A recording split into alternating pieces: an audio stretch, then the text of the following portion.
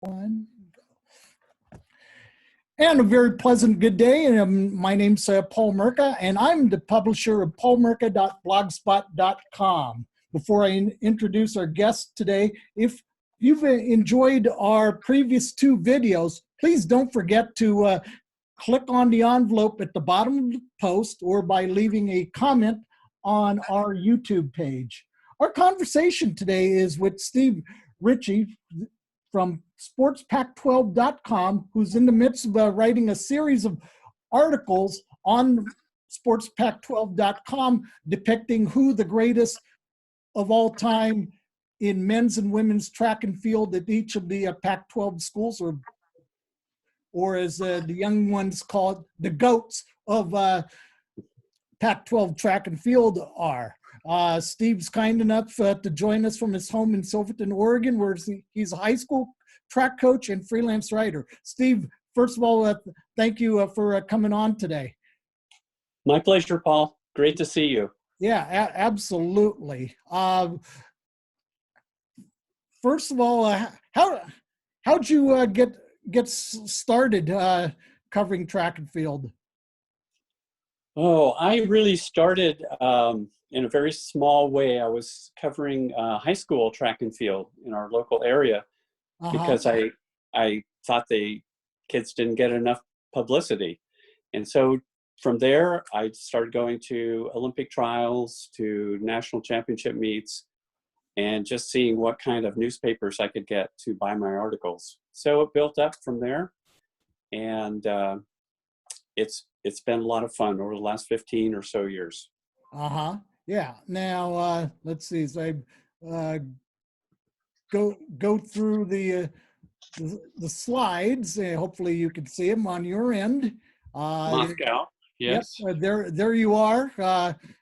So you've got a little bit of info about you. You've covered numerous national championships, the trials and the world championships, and attended at Oregon at the same time as Pre. So you must have been one of those guys that were out there on a spring Saturday morning at Hayward Field.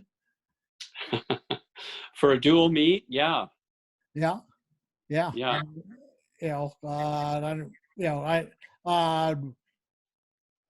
during your time watching Pre-run at Oregon, I mean, anything stick out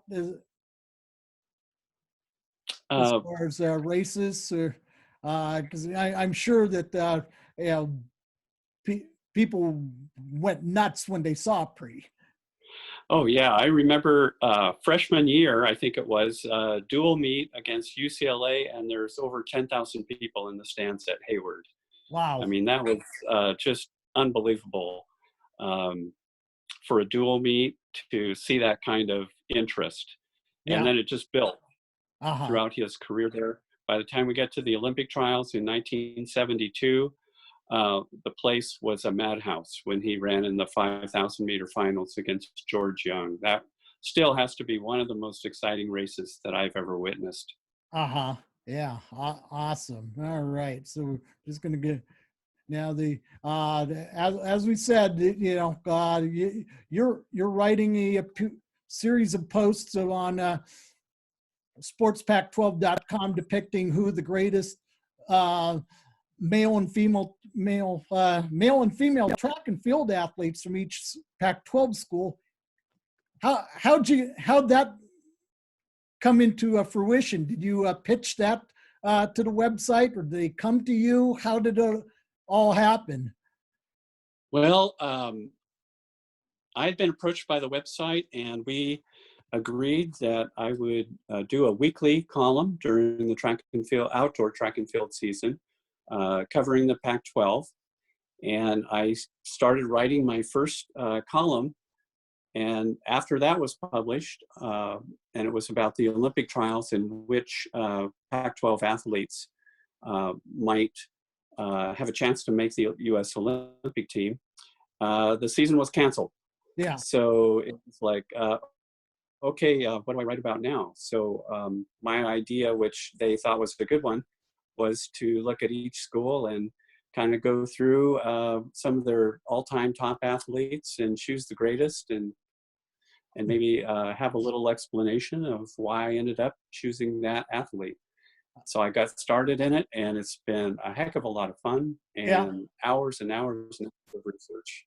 I thought I knew something, but I knew very little, really, when it comes to 100+ years of history on Pac-12 track. Yeah, yeah. I mean, it's given the rich history of the 12 teams in the conference, us folks who've been around track and field for it seems forever, we're gonna miss them. So I'll get started. First slide we're going to talk about is Oregon State, and that seemed to be a pretty easy one. Yeah, definitely the choice was fairly obvious. Although, I have to say Oregon State's track history is really outstanding.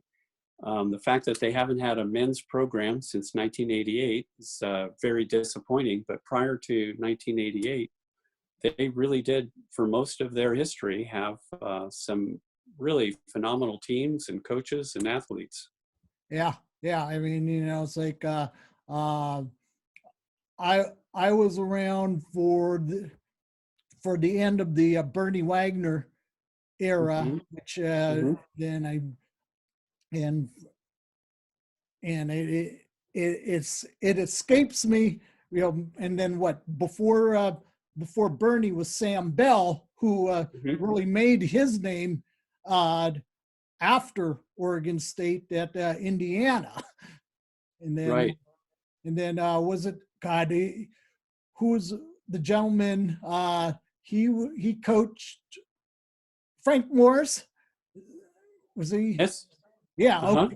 Yes. Hey, he was an assistant at Oregon. Then when Bernie left, he got the job. And I think he was there until they discontinued the program. Yeah. Okay.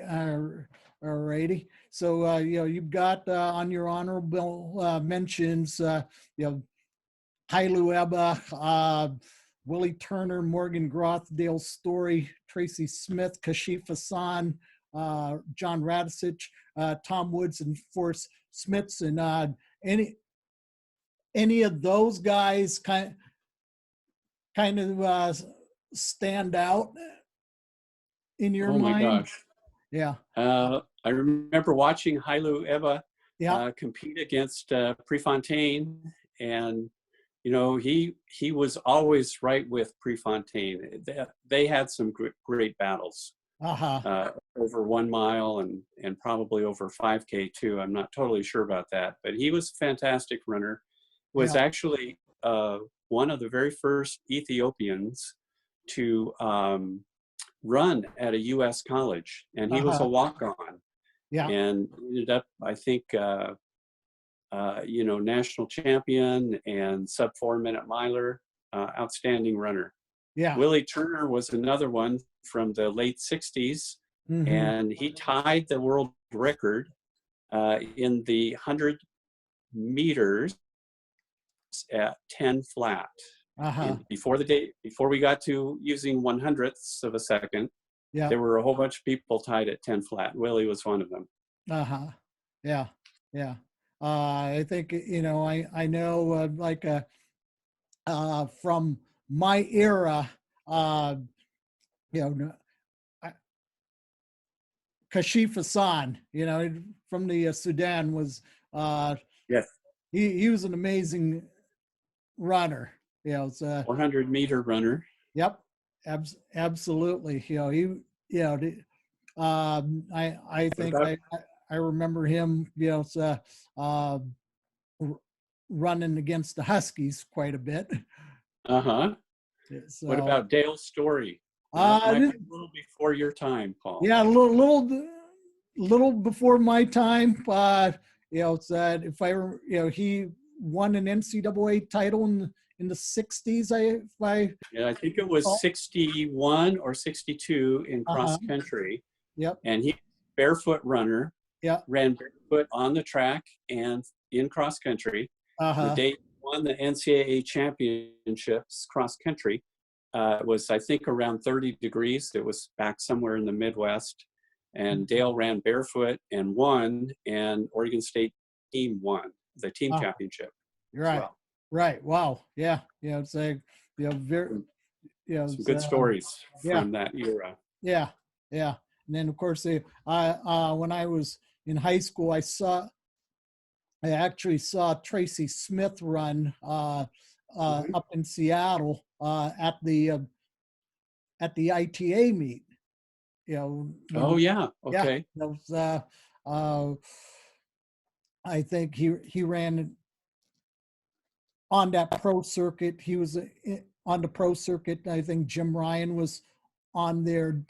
I believe Jerry Lindgren and Kip Kano and Ben Jipcho. But I do remember. I remember Tracy Smith running at the ITA meet up here in Seattle in the early 70s. So, Another Oregon State alum who was involved in the ITA was John Radetich. yep. And Yep. I think it was the very first pro track meet that was held in Pocatello, Idaho. Uh-huh. And he broke the world record for indoor high jump.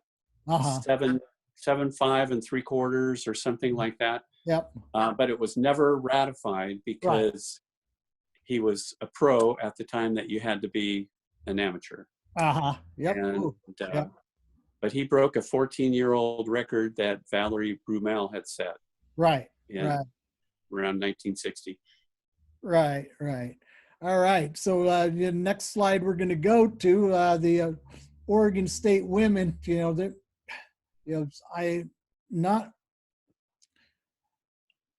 Not a very long list here. Joni Huntley. No. Yes. And Cindy Griner. Joni Huntley was just a tremendous high jumper. Won, I think, 4 or 5 years consecutively national championship. She was the first female athlete to get an athletic scholarship at Oregon State. Uh-huh. She set the national high school record in the high jump, was the first high school girl over 6 feet, and then went to Oregon State and had a fantastic career after that. Yeah. Do you remember who coached her? 'Cause I don't. Yeah. I would have to look that one up. Okay. All right. Yeah. I'm not. May have been on the spot there. Well, I think it was Bernie Wagner. Yeah. Because she was there early to mid 70s. Uh-huh.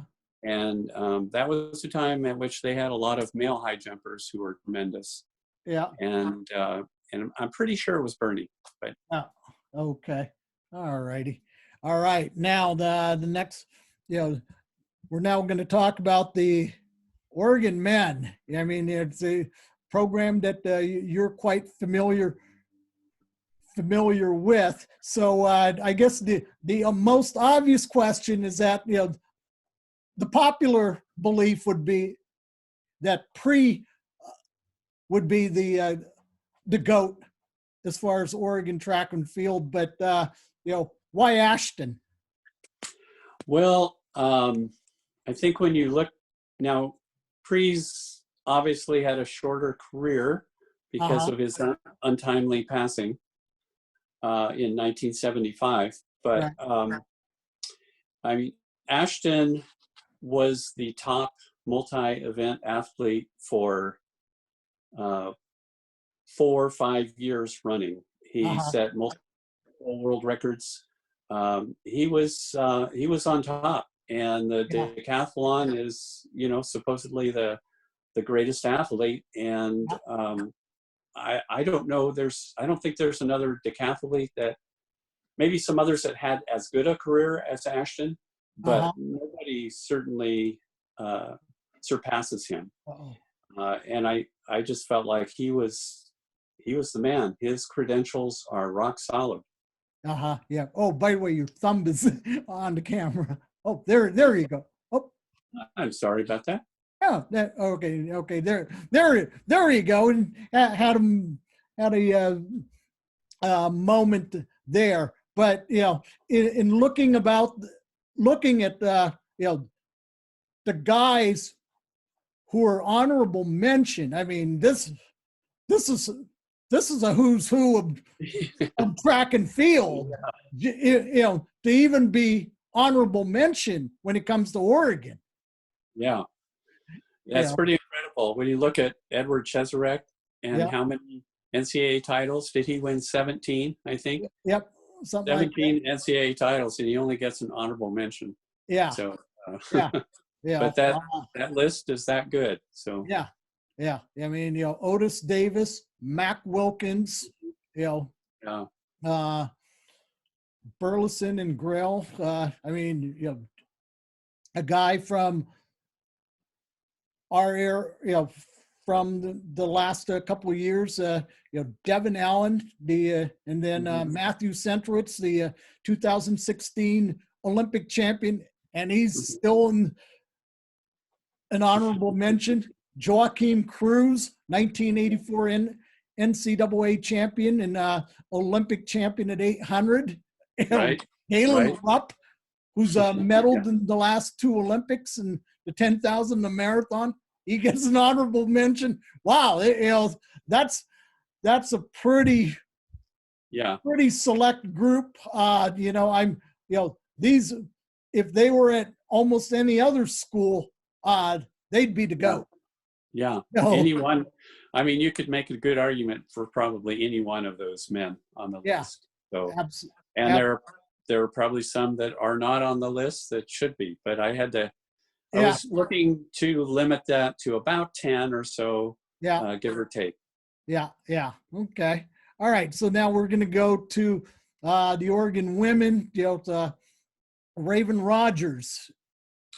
This one was a really tough choice for me. I thought Breanne Tyson-Eaton had just a phenomenal career, and has had more international success than Raven, but she's a little older. She is retired at the age of 28 or 29. Raven, I think, is 23 or 24 right now. So, but the fact that Raven got a silver medal at last year's World Outdoor Championships, and her exemplary record in college, I felt was just enough to give her that slight edge over Breanne.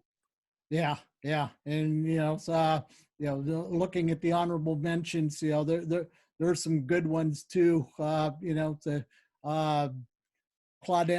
Gronendahl, Phyllis Francis, Ariana Washington, and then Jordan Hassay, Jessica Hall, and Kelly LeBounty. Again, given Oregon's history, many of these folks would be the GOATs at any other school. So yes, for sure. Yeah, it's kind of interesting because a lot of the Oregon men that were honorable mention actually come from the state of Oregon. It's kind of incredible how many do. But with the Oregon women, I think the only 2 that are Oregon natives would be Claudette Gronendahl and Kathy Hayes. Yep. Yeah. You're right. Those are the only 2 who are Oregon high school products. So, all right. So now we're going to go to the Washington State women. This one was a slam dunk in your mind. Yeah, I think Laura Levine, having won 2 outdoor discus titles, NCAA discus titles, and really was the first WSU woman to win an NCAA championship, and then repeated the next year. That kind of put her in a special category as far as I was concerned. Yeah, yeah, yeah. I mean, it's like, there are some pretty good ones. Basically the two that stand out that have done stuff at the international level are obviously Diana Pickler, who even though she never won a NCAA title, she was on 2 world championship teams and the Olympic team for the U.S. in 2008, and then of course Ebba Schönmark, who won an NCAA indoor title and was on Sweden's Olympic team and was second at the World Indoors in 2012. She stands out, but I know that she wasn't at Washington State very long. So right. Yeah. Right. All right. But yeah, that's one of the things that I looked at was how they did post college, postgraduate career, and certainly internet put a big emphasis on international competition. Oh, good. And so Diana and Ebba definitely stood out from that perspective. Yeah. All right. Now, here comes the big one. Henry Rono, the Cougars. The goat of the Cougars. Yeah, actually, what do you think? Did I make the right choice? Man,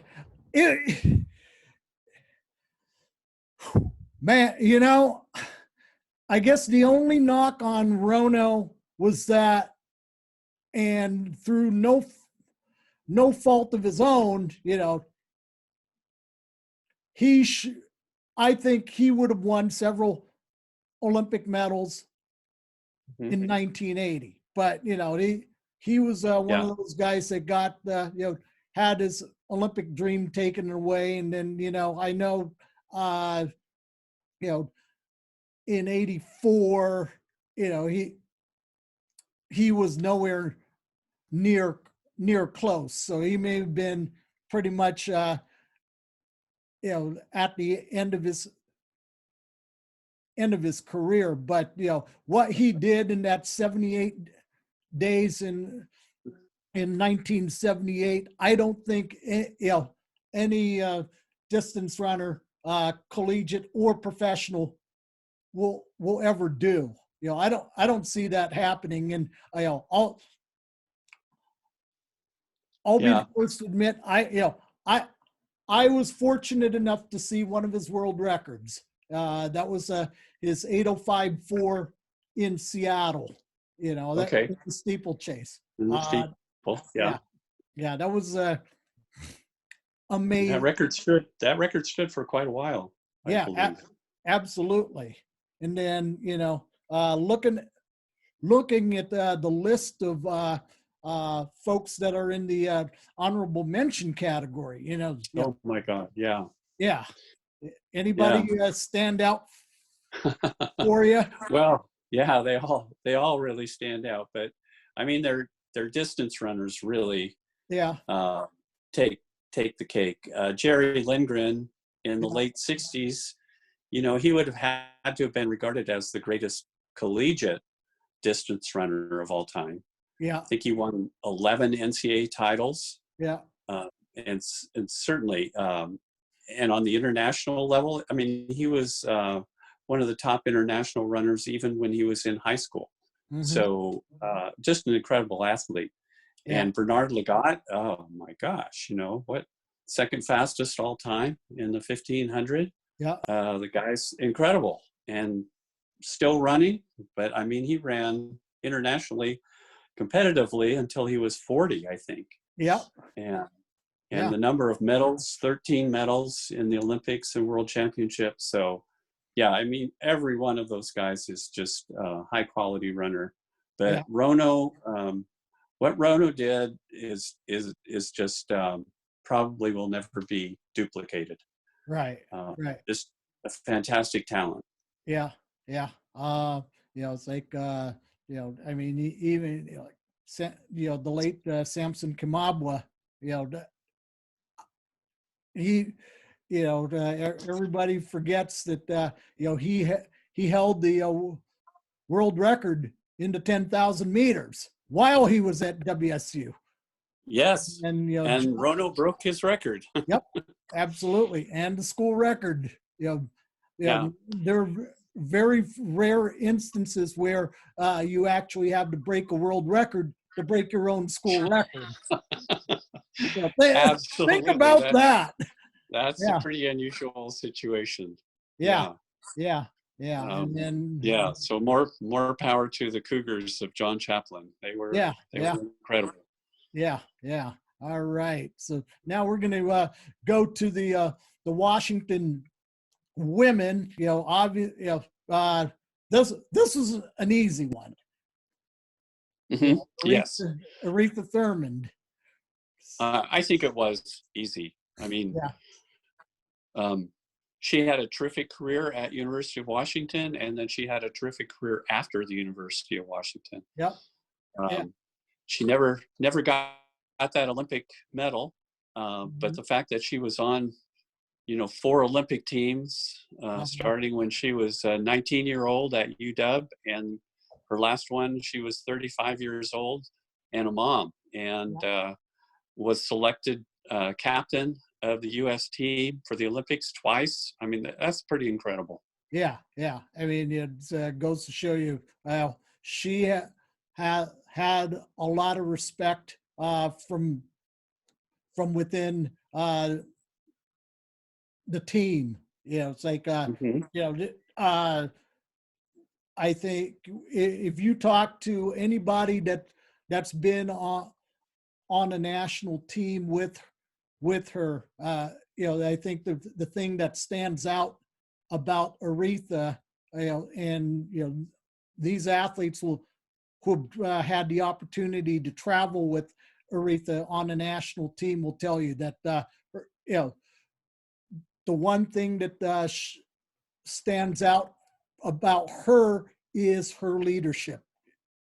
And she's able to she's gotten the respect of just about everybody that's been on a team with her. Now, I guess any in your honorable mentions, anybody stand out?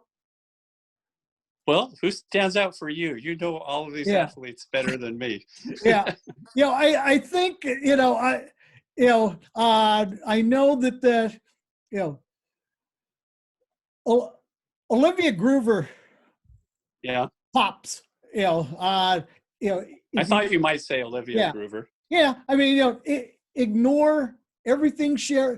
Ignore the 2 NCAA outdoor titles that she won at Kentucky, but anybody who breaks the outdoor collegiate record in her first meet for the school, and then in her one season of indoor representing Washington, she comes pretty close to breaking the collegiate record.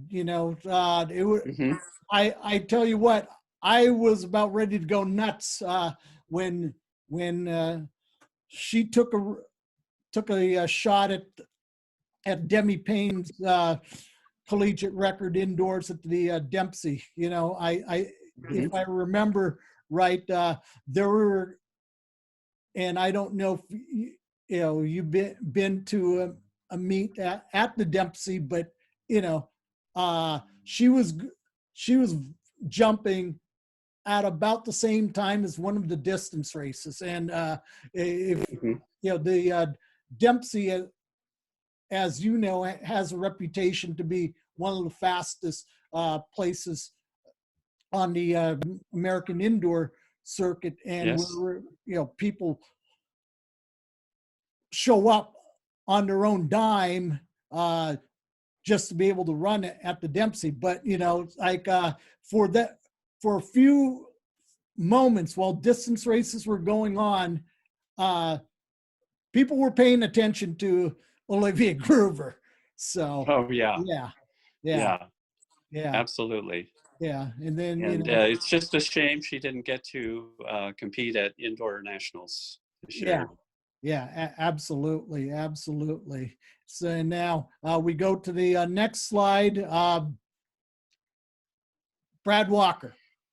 You know, Brad Walker, yeah, terrific, and he's recent enough that, we got to see him in all kinds of different meets and know what an outstanding athlete he was. yeah, Two-time world champion, American record holder, yeah, a whole bunch of U.S. championships, some NCAA championships, just a phenomenal career that ended, or, was slowed a little bit yeah, by injury, I think. yeah, And unfortunate that it would have been great to see Brad continue vaulting at the high level that he was vaulting at for many years, but yeah. didn't work out that way. Yeah, yeah, yeah. I mean, it's like, and I, if I remember, in his 2 Olympic appearances, they were no heights in qualifying. So, Yeah, yeah, right. you know, Um, but his world championship gold medal, and he had a lot of other yeah, international appearances where he did very, very well. So oh yeah, absolutely. Now, it's like, on the on your honorable mentions, there, yes, uh, who did I leave out? who, I mean, before we There's do that, probably several. it's like, any one of these guys stand out in your mind? Well, definitely Scott Nielsen. Uh-huh. He was very much a dominant force in NCAA throwing Yeah. competition um, in the late 70s, I believe.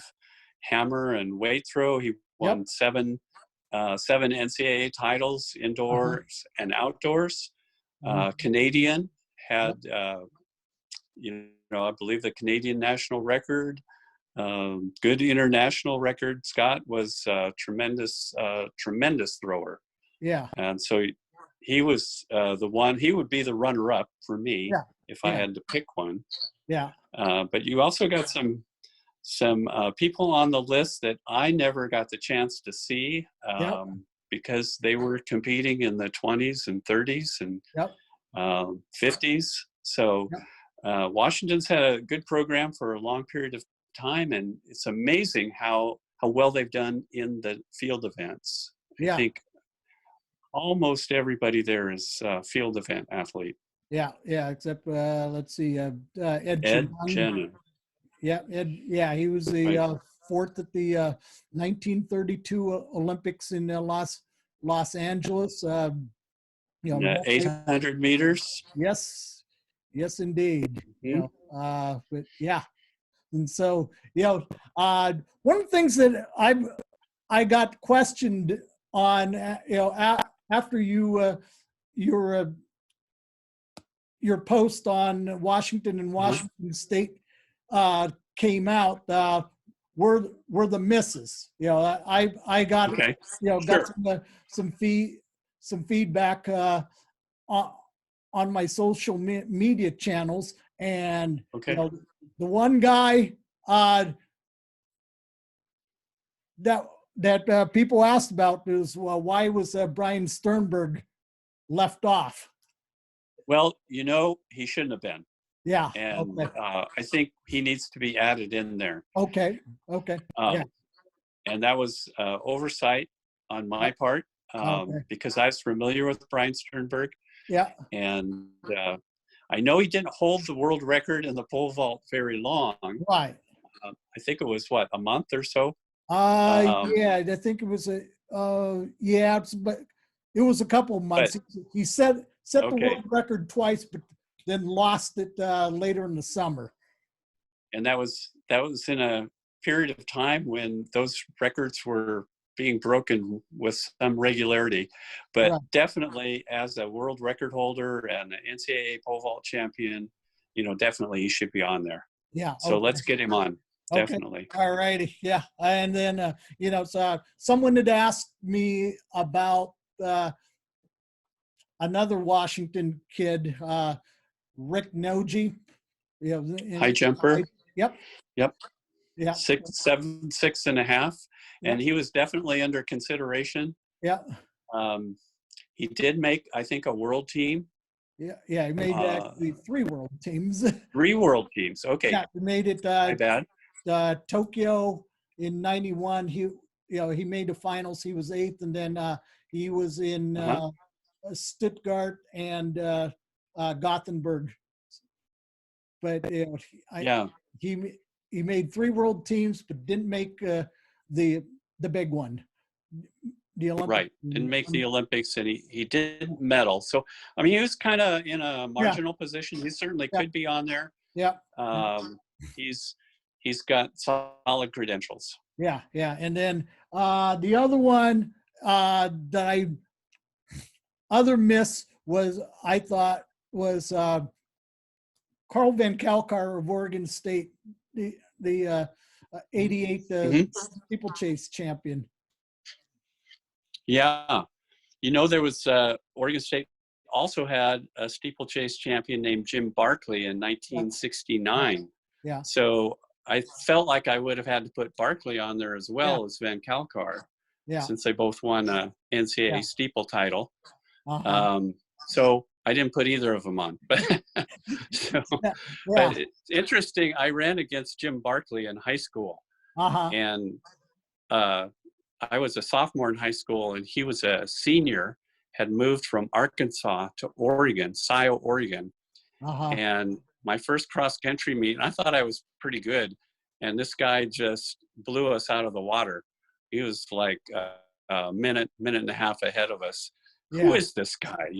Yeah. And he grew up in the Ozarks and did a lot of running to school and back home, and Right. went to Oregon State, won a steeplechase championship. Yeah. Track is such a great sport. Yeah. Yeah.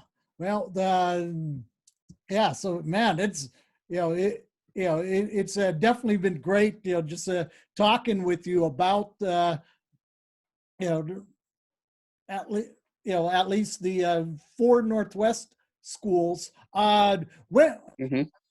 When's your next column for sportspac12.com coming out? Next column will be out next Thursday on Sports Uh-huh. Pac 12, and that will cover California, University of California, and Stanford. Wow. So Yeah. we'll take a look at Yeah. those schools and Yeah. pick their top. Yeah. I Do you mean, have the, Do you have any favorites there? I'm kind of hedging on it, but I mean, there's been a lot of great athletes that come out of Stanford and Cal, and I'm looking forward to Yeah, seeing who you have yeah. on there, and then I think. after that, are you going to go? Mhm. Then is it going to you going Utah, Colorado, or I is it? think we'll go Utah, Colorado, and then down south to the desert, and then end up with USC, UCLA. Whew, oh And that man! USC, UCLA one is going to be it's going to be very tough as well. Yeah, yeah. All right. Yeah. So I'm looking. I'm being a big Pac-12 fan. I can't wait to see your work on sportspac12.com. Well, Steve, once again, thank you very much for taking the time to talk to me. And just a reminder that first of all, you can read the series of the greatest men's and women's track and field athletes from each school at sportspac12.com. You can also follow Steve on Twitter. It's at Ritchie on Track. Correct? Correct. All right. Yes, that's right, Paul. Yeah. All Thanks right. a lot. It was a lot of fun. Oh, yeah. And before we sign off, just a reminder that if you enjoyed today's video or our previous 2 videos, don't forget to comment by clicking on the envelope at the end of the post or by leaving a comment on our YouTube page. And on that note, thank you for watching, and we'll see you next time.